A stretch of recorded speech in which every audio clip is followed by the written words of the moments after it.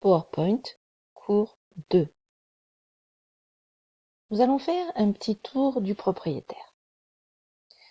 Vous retrouvez, comme vous avez également sur les autres logiciels du pack Office, un ruban. Ici, il est gris clair. Vous avez également en haut une barre d'outils rapides. Actuellement, nous n'avons que le bouton enregistrer, retour en arrière, refaire et visualiser le diaporama. Nous pourrions y ajouter d'autres boutons comme nouveau, comme ouvrir, comme imprimer ou plein d'autres boutons qui sont déjà pré-proposés. Voilà. Ensuite, donc les titres, toujours les mêmes petits boutons afin de réduire, partager notre fenêtre ou fermer.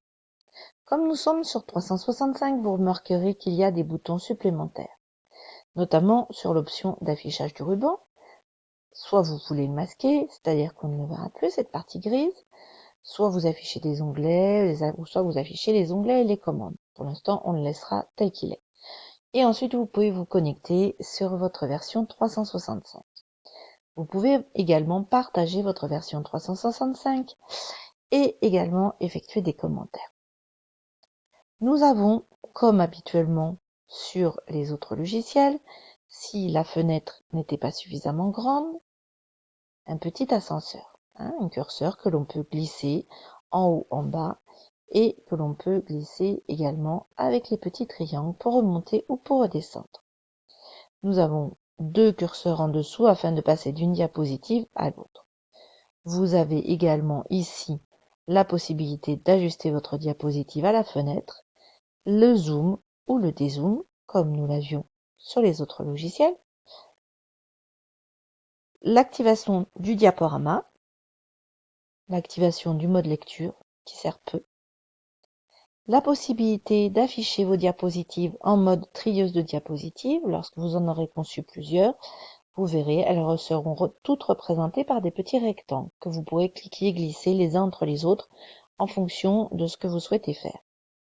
Et puis, l'affichage le plus classique qui nous permet d'avoir sur la gauche les différentes diapos en petit et sur la droite le contenu de chaque diapositive.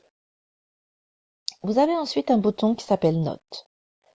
Ce bouton Notes, si on l'active, permet de créer et de prendre des petites notes. Exemple, je vais ici mettre en titre présentation PowerPoint.